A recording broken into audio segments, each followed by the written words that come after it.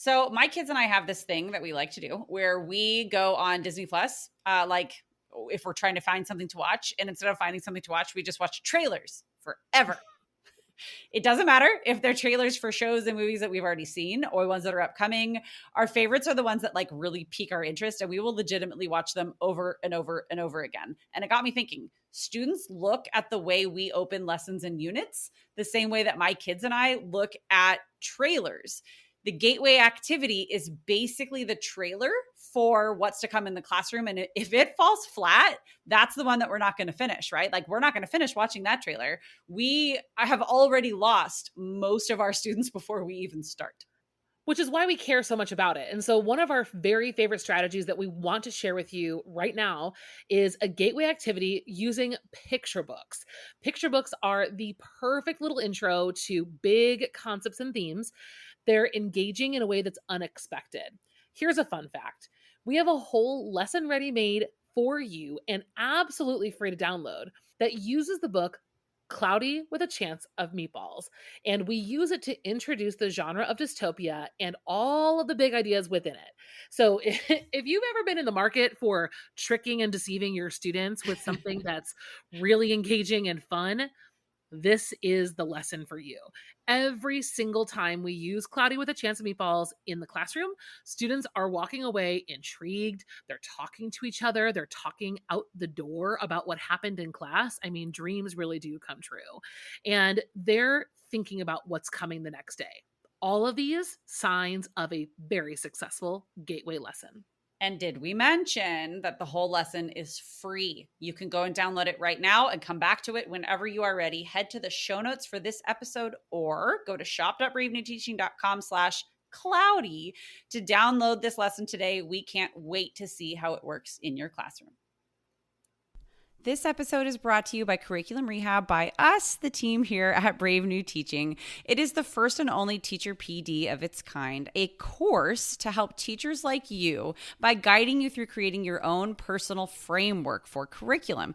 You make it work for you, your students, and your unique situation because nobody else knows what the kiddos in your classroom need the way that you do. Curriculum Rehab takes all of the resources available to you, all of the lessons, the assessments, the activities, all of the texts, everything that could possibly be there for you, and it helps you organize what you actually need in order to attain your teaching objectives. These are the strategies that Amanda and myself have used in our own classrooms, have developed over very long years of teaching and figuring things out, combined together to create this framework and these strategies that we can guide you through. This course will give you the tools you need for a complete curriculum overhaul or to start from scratch. Wherever you are on that continuum, it does it all for you and with you on your timeline. So start today, do a little bit more in a couple of months, and then pick it up next summer. It's Teacher PD the way it should be on your own time. Head to curriculumrehab.com/course for more information, or just head to the show notes for this episode.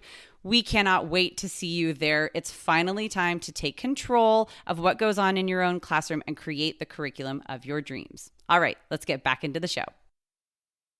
Well, hello and welcome back to Brave New Teaching, and welcome to one of our favorite types of episodes. Amanda and I had the absolute pleasure of sitting down and having quite a long chit chat with author Aimee PHAN about her new title called The Lost Queen. It is her first foray into YA.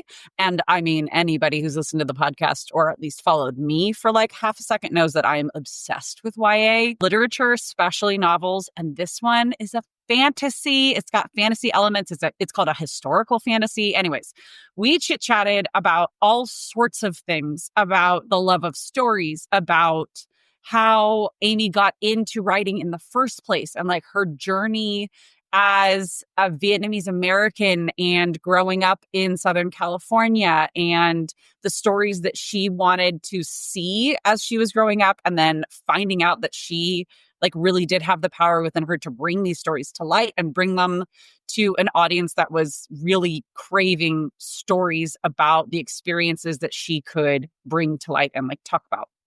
Such a good conversation.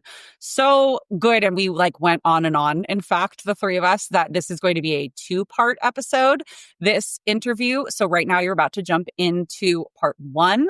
I do want to tell you a little bit about Aimee because I think that she is just a fascinating, and like you can just tell from hearing her voice that her kind heart leads in everything that she does. I know I'm getting a little bit like hippy dippy here, but truly talking to her and hearing her take on a lot of things. And we got to talk about her own teenage daughter and like the experiences that she is seeing adolescents go through and how she was shining light on that through the characters in her new book, The Lost Queen. It's just cool. So she's born and raised in Orange County, California, which is a hop, skip, and a jump from me in San Diego, if you know like Southern California at all. She went to UCLA, got her BA in English, got an MFA from the Iowa Writers Workshop. She has authored 2 books for adults. She even talks about how the writing process for her is quite a long process. Like she took 12 years to get The Lost Queen to the point where it was ready for publication. And I think that that is amazing and admirable and fascinating because of the care that goes into the stories that she's telling. I really can't wait for you to hear her talk about it. She is also an associate professor in writing and literature at the California College for the Arts, which is in San Francisco. She lives in Berkeley, in Northern California, and has really dedicated her life to literature and the telling of stories, especially stories that are those of marginalized groups and peoples, and stories that don't often get told in like mainstream literature and media, and like bringing light to these different experiences of what it is to be a human. So with no further ado, I am very excited for you to hear part 1 of our interview with author Aimee PHAN. Make sure that you head back here next week for part 2 as well, and enjoy. Cue the music. You're listening to Brave New Teaching, and we are so much more than a podcast. We give teachers the inspiration, support, and tools to challenge the status quo. I'm Amanda, and I'm a former English teacher from Illinois. And I'm Marie, and I'm a high school teacher from Southern California. Join us after the show and happy hour to extend your VNT experience with instant access to our resources, workshops, and courses. Visit shop.bravenewteaching.com/happy hour to join us today. We're so glad you're here. Enjoy the show. All right, everybody. We are so excited to welcome author Aimee PHAN to the Brave New Teaching. What podcast are we doing? The Brave New Teaching podcast. I got myself all flustered. I'm sorry, everybody. I swear I've done this before. But yes, Aimee, welcome. We are so glad to have you here. And we're actually going to put you right on the spot and ask you to tell us a little bit about yourself, and maybe to get me to stop talking because I don't have mastery of the English language right now. But just like, I know that you are a Californian like myself. I've seen that you went to UCLA. So I'm in San Diego. So a lot of my family is Los Angeles based and UCLA alum. And so what brings you here? What has been your experience that kind of led you to where you are at with your new book coming out in a very short time at time of recording, which I'm really excited about? Yeah. Sure. So, yes, I grew up in Southern California. I am the child of 2 Vietnamese refugees. My parents came to America during the Vietnam War and ended up staying and helping with the migration of Vietnamese refugees to America, and particularly Southern California, which has the largest population of the Vietnamese diaspora after the war. And so I grew up in Orange County in Southern California, grew up in America as part of this new generation of Vietnamese diaspora who are living outside of the country. And I think based on my experiences in my childhood and seeing what my parents and my family and the community experienced living in America, it really inspired me to want to write stories about my community. Growing up, I really loved reading. And every time I found a book that had an Asian or an Asian American character, I just glommed onto them. I was so excited. I saw myself, even if they weren't particularly from my parents' country, and I wanted to know all about them. And at the time, I didn't see any stories about Vietnamese characters. And I think that can have a profound effect on children, on people, when you don't see yourself in the literature that you love. Mhm. Because for me, I was raised in a library. I spent a lot of time in the library because my mother was a social worker and she would drop me and my brother off at the library while she was finished working. She would pick us up on our lunch hour, run back to work, and then we would stay in the library for 3 hours after school. And so much of what I knew about the world was through the books I read. And I remember actually reading the Joy Luck Club when I was in high Yeah. school and That's thinking, part of my oh, high school reading too. Yep. realizing I can do this. Oh, these stories are so important and they're so special. And everyone around me also was reading them and feeling, in my class feeling special. And I thought, Uh-huh. oh, this is something you can do. This is something I could do. And I think it was really inspiring to me, really motivating. I love to write. I had amazing teachers in elementary school and high school. They were all my favorite teachers were always the English teachers. I think that's like the norm. People connect most with them because they feel the most seen and they feel the most heard by them and empowered. And I realized I want to write these stories. I want to try. And so I went to UCLA. I was at UCLA during a time. I'm sorry, I'm going very slow. I'm going way Oh, back. no, I'm all in. Like, yes. Um, Thank you. Wonderful. I was part of, I think, a generation at UCLA undergrads and graduate students who we were all children of the second generation. So our parents struggled in like working class jobs to give us the opportunities to go to like these amazing schools and Mhm. to give us the opportunities to pursue the arts, which their generation did not have, right? Because they were Right. working long hours. And so I was with theater, politics, law, all these kids who realized we can enact change in different ways, and they had the Mhm. freedom to do it. And I was at school with Christina Wong, Randall Park, Ali Wong. All of them were at UCLA. Yeah. They were part of this Asian American theater group telling stories that we had never seen before on the stage and realizing like we can tell our stories and there's an audience for it and there are people who want to hear it. And so I started writing my first short stories at UCLA at a wonderful professor named David Wong Louie, who was a preeminent Chinese American fiction writer, and he really encouraged me. He would tell me, "Why are you avoiding writing about race in your stories? I can tell that you're Asian American. Why don't you just say it?" That gave me a lot of power, I think. I went to graduate school for writing at the Iowa Writers Workshop. I had a teacher, Lan Samantha Chang, also Chinese American writer, who encouraged my writing. And it was during that time that I wrote my first collection of stories called We Should Never Meet. And I was very fortunate at a young age, right out of graduate school, to be able to get a book deal, a 2-book deal that allowed me to write a story collection and a novel. Wow. And so I felt very fortunate. I was writing stories about my family, inspired by my community, and both narrators in those books were young people, even though they were traditionally labeled and marketed as literary fiction, right? So adult Mhm. fiction. But I was always writing from the perspective of young people.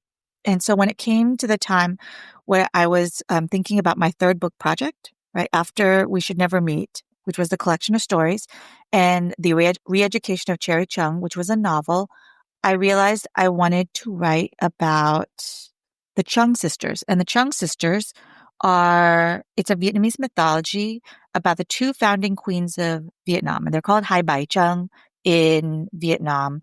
And they were the first queens of Vietnam. They were warriors.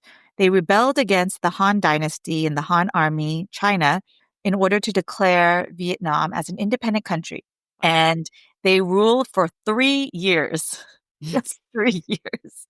And the end of the story, the end of the myth when I read it, right? And so this was, very short myth, was that instead of surrendering to the Han generals, they drowned themselves in a river, or in other stories you hear they jumped off a cliff rather than be subjugated to the Chinese rule anymore.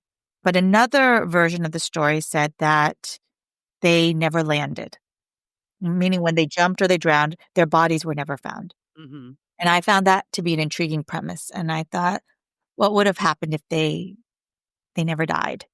And so I wanted to take this story. I wanted to modernize it. I wanted to explore the Chung sisters in our society today, and bring them back to life and to reincarnate them.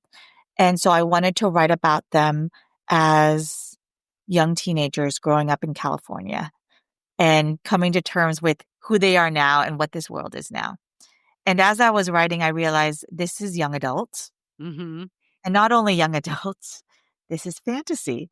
And I realized I've never done kind of either in my writing. Why not do them both at the same Yes. time then? I've Why read a not? lot of young adult. I Yeah. have not read as much fantasy, even though I love both genres. Yeah. And I thought, well, I'm gonna try. And I also realized it felt incredibly freeing to Oh, write in these cool. genres because I felt like you can do anything you want. You really can. And in many ways that felt liberating, but also frightening, but also imaginative. Like if we need to have the girls, and this happens in the book, turn into dragons, they will. And if they're going to time travel, they will. And if they're going to have these magical powers, they're going to have these magical powers.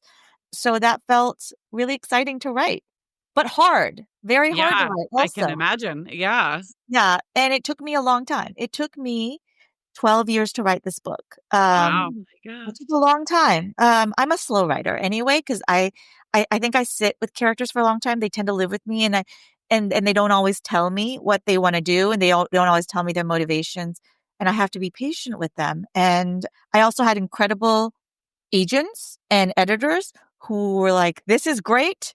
We need to revise some things." And I'm really glad we did. I'm really glad we took the time we did to write this because with every version, I saw the story becoming clearer and better and doing what I think I imagined I wanted in my head. You've kind of already answered the question before I was going to ask it, but what took you from more realistic literary fiction to fantasy? I can imagine it's a little almost, not almost, it sounds really intimidating to go from creating a realistic world to world building, even Right. though it's historical. So, like, those pieces of building an entire fantasy realm and world aren't completely from scratch, but still, like, the taking of myth and then bringing it into a reality.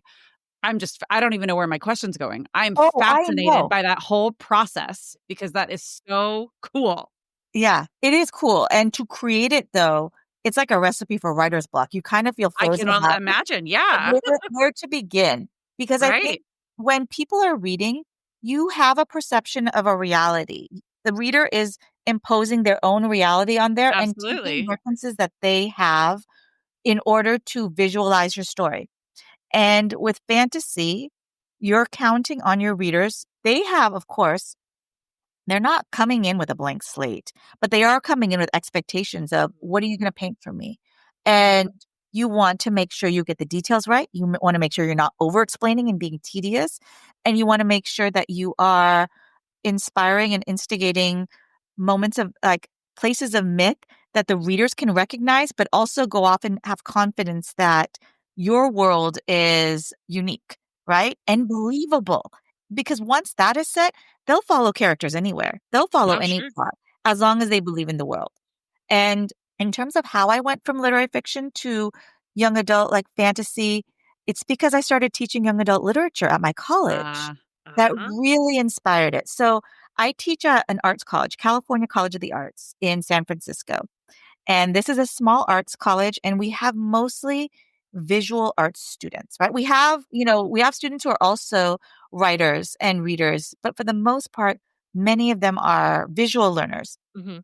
And I found when I was teaching literature classes, no one was reading my books, the books I was assigning. I would come to class all prepared, and they'd be like, "Yeah, we didn't read it." And you're like, And okay. I know, I was like, Yeah. "That's really hard to have a discussion if you guys haven't read the books." And at an art school, I realized, as opposed to all my other teaching experiences at large state schools, these students were not motivated by grades. They did Mhm. not come to art school to get an A. They came to art school to be inspired and to learn and to make art. And so I had to figure out, okay, how am I going to motivate them without the threat of grades? And at the time, my partner was teaching a children's literature class, and he was having a great time. He's like, they're reading all the books. I have no issues with that. You're like, I oh, was like, nice. yeah, man, you got Yeah. books and chapter. He's nice. Yes. But then when I was doing this young adult literature class, I compiled the list, and it was really exciting because I love young adult literature. I mean, and how we say it is that this is the literature of identity formation. This is when Mhm. they're trying to figure out who they are, and they're turning to books. And to my surprise, with very little effort, the students were coming in having read more than I actually asked them that week. Like I would assign a book over 2 weeks, and they would all come in and say, "Oh, we finished it." And I'm like, "Wow, Yeah. how did they?" And it's because they cared so much. Yeah. They cared about these books. They wanted to talk about them. There was something about young adult literature that was speaking to them that they wanted to know. So I thought, "Oh, this is great. I'm going to keep teaching this class." And the thing with young adult literature is it is a well that never empties. There's just so much in there. There's so many genres. There are so many subject matters. There are so many themes. And it was really inspiring to see the students talk about the books and see how they were developing their beliefs, their ideologies, what's right and wrong, how they were navigating through relationships and friendships, and how they saw their families and how they saw themselves in the community through these books. And so I realized it's such a great time to write about a character when they are just learning about their independence and having to make real decisions. And so when I was wanting to write about the Chung sisters and trying to figure out how am I going to reincarnate them, it made absolute sense that I would reincarnate them as teenagers. Because that is when they are coming into their own powers and understanding what they can do. And I think I have a line in the book about it where one of the characters says, teenagers are, in a way, the most ideal humans. Like they are the strongest they'll ever be. But the flip side of that is they're also the most malleable. They are the most vulnerable to being manipulated and the most vulnerable to being controlled. And they are learning very quickly how to take back control and how to make the right decisions. And so that's why I think it made a lot of sense to write it as young adult fantasy. I think this like perfectly layers into, some of the work that we do here at the podcast. Like you've nailed so many of these components of why we've actually moved away from teaching books to teaching questions. And I know we kind of Mhm. shared that with you a little bit beforehand. And we've found that by framing our course around questions that kids care about, real like gut punch, what is the answer to that question types of frames, give textbooks of all kinds, especially YA, even Mhm. more of that grab and like a reason to be read and then discussed.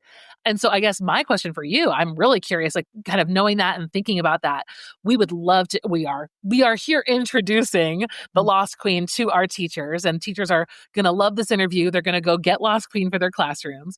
What are some questions that teachers could explore alongside the Lost Queen? Like, what are some of those big questions about life that this story brings up?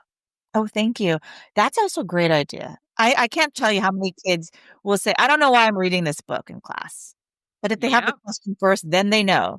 Yeah, then they And I see know. that so much. I have a daughter who's a sophomore in high school, and she actually is a big reader, but it is interesting to see the way they approach everything feels so put upon them. Do you know what I mean? Like another assignment that if you actually motivate them by questions, and she feels very inspired by her world history class and her literature classes when they frame it around like a subject, like a question about and they have so many questions now. There's so I many know. questions in this world that they are exploring. The main protagonist of The Lost Queen is a character named Jolie, and she is a sophomore in high school. And when the book opens, we learn pretty quickly that she is an outsider at her school. She recently lost her two childhood best friends, and everyone at the school kind of stays away from her because they think she's this freak. She is the daughter of a fortune teller. Her grandfather is a fortune teller, a Boy, and he has started predicting strange things and becoming a little bit erratic. And so the family is very much alienated and has developed a reputation for being spooky and strange. And when we meet Jolie in the beginning, she has kind of settled into this identity and given up a little bit. She doesn't really try with other kids to be friendly. She assumes everyone hates her. She assumes nobody really wants to talk to her. She also assumes she has no power. I think these are things that kids can connect with very much, that everyone hates them, that nobody wants to hear them, and that there's nothing they can do. Big time. Yep. Yeah. It's like stepping into my junior classroom. Yep. Yeah. Yep. And it's so hard to watch, especially young girls Yeah. go through that and realize no matter how much convincing you say to them, like, you actually have a voice. Yeah. You can step up. You could stand up. Like, it's not as crushing, and it's temporary, right? Right. High school is temporary. These feelings, these people around you are temporary. So in these opening scenes, Jolie is in PE class, of course, like the worst class in high school, and she's swimming. The worst. Yes. It's And because they're it's swimming, swim. they're in Because bathing when you're in suits. California, Amanda, you have to swim for 9th grade and 10th grade PE. And Oh, it's- we do it too. We do it here too. We do it I here don't too. believe you. Sorry. We do. It's the worst. I mean, no greater insecurity than a girl being in a bathing suit, Mhm.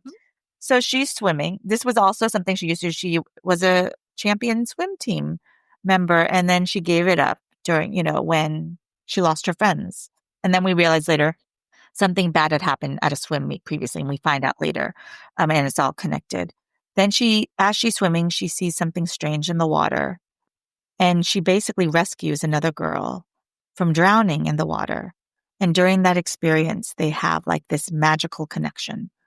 And that is the start of Julie realizing that she has more power than she thinks she does. And so a lot of the book is about her coming in and understanding this power, regaining the memories of her past life, and realizing what she can do with it. So I think for teachers, a big question that you can ask your students is, what are Jolie's powers and when does she realize she has them? And what is holding her back? Like, what are the things that are holding her back that we can see happens to a lot of kids? And I think there are several moments throughout the novel where she thinks she knows who she is. She thinks she knows what she's supposed to do.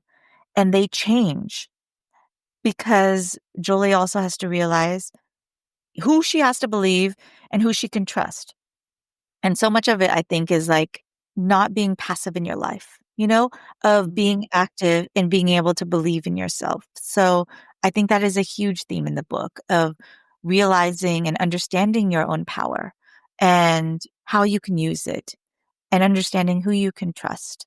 And I didn't mean for it to happen, but the grandparents play a huge role in this book, as do friendships. Like friendships, losing friendships and regaining them is a huge theme in this book, but also the power that family can have around you. I think one of the biggest things that teenagers do when they're going through the tunnel of adolescence is really pushing their family away, right? So much and then feeling more alone. Yeah. And then the family who are outside the tunnel are just desperate to shine some light in there, saying like, it's okay. You're going to get through the tunnel and we're here to help you. But the teenager is like, get away from me. I need to go Flailing. through this. Yes. I need to go through this tunnel by myself. And I think Jolie like does a little bit of that too, but also is recognizing like that family can be allies and they can help. I'm not going to take us on a tangent now, but one thing that, Aimee, we do with these interviews is like Marie and I are going to do a debrief episode, like following this interview, thinking through some of like the applicable like teacher moments. And I'm like, all the light bulbs are going off when you're talking about recognizing your power, figuring out who you are. And I think what a cool way to teach fantasy, because that's the overlap. This idea of having power, having magic, it exists in reality, but it also exists in the genre of fantasy. And I think it is hard right now. I don't know a lot of people who are teaching fantasy other than maybe The Hobbit, which is like loose. Well, Other okay, than me, yes. it's like Marie only. But like what a cool like conceptual way to invite more fantasy into curriculums, right? Like thinking about like identity is so much part of a journey in YA fantasy in general. Family, power, all of these are really cool. And I love that you've done that and that you have now created this wide open window for teachers to tackle fantasy with these like very real questions about who they are. Right. I mean, fantasy, I think, it's a great vehicle to throw in a lot of like important stuff. Like fantasy doesn't exist in a vacuum. There's so many themes about community and the world and how the individual feels against the world. And it still provides, I think, that soothing layer of escape. They can pretend that this is a different world and still see so much of their own lives in there. So I teach an American literature 11th grade course at my high school. And right now, actually, as we're recording this past week, we started a fantasy choice novel unit. And I wish I had a class set of your book. Next year, I will. Next year.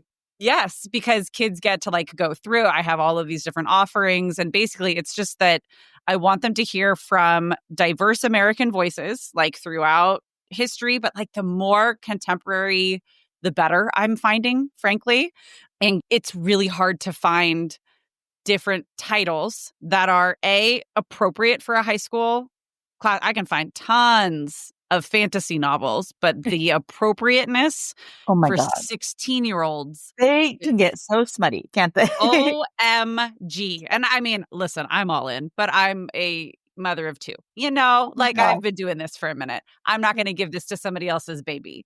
Mhm. But like your book brings the excitement, the dynamics of power, which I find so like fascinating about fantasy, and an appropriateness that is it's not like babyish. Like it's still like all of the things that you're describing are very real for what our students are going through, because not everybody needs to read about romance and spice and smut. And that's not necessarily what our kids need. I think they get enough hypersexualization of themselves and their peers in like the real world. So maybe when we help them escape and listen to other stories and connect with characters on different levels, it doesn't always have to be about their like naughty bits. I'm a big fan of finding stories that are engaging because the story is engaging and in a way that is age appropriate and something that like I can talk to kids about without feeling like, oh, we can't talk about that chapter. We can talk about all the chapters in your book. That's great. Yeah. I think the interesting thing about genre, and I mean, I was in school when genre was so much looked down upon, right? Everyone wrote incredibly realistic literary fiction. Well, they were very And heavy and very serious. very heavy, very serious. Serious. Yeah. Like such a precision in the sentence, which I appreciate. I appreciate the attention to sentences and clarity, right? Sure. Because no matter what genre, you still want the writing to be good.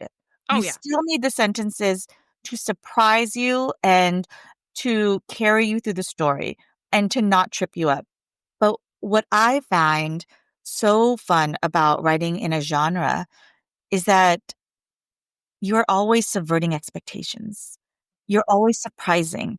And that's what's really fun about genres, because readers can come in thinking they are experiencing escape, recognizing certain familiar things that are soothing, but then they can get surprised by plot and character twists, understanding characters in a different way, and feeling a connection they weren't expecting. And that's what I think genre can do really, really well. And so that's what I really appreciate. And I think as a writer, the reason why I think I write so slow is like, I like the surprises that I encounter in my struggles to like figure things out in chapters. There's a reason why I'm going through it as long and as deeply as my characters are. Like we're trying to figure out the best answer together. And so I think that's what I really appreciate. All right, friends. So that wraps up part 1 of our conversation with author Aimee PHAN. As you can tell, we just kept going and going and going. It was a very organic conversation, as often happen here around Brave New Teaching. Make sure that you come back next week because we have the second half of our conversation and you don't want to miss it. We talked about all sorts of different things, from parenting to obviously education to just the power of stories and so much more. So we will see you right back here next week, and have a wonderful week at school. Thanks again for listening to Brave New Teaching. We'd love to keep the conversation going over on Instagram. And while you're there, check out the links in our bio for the most up-to-date events going on in Happy Hour and the Brave New Teaching community. Thanks for being here and have a great week at school.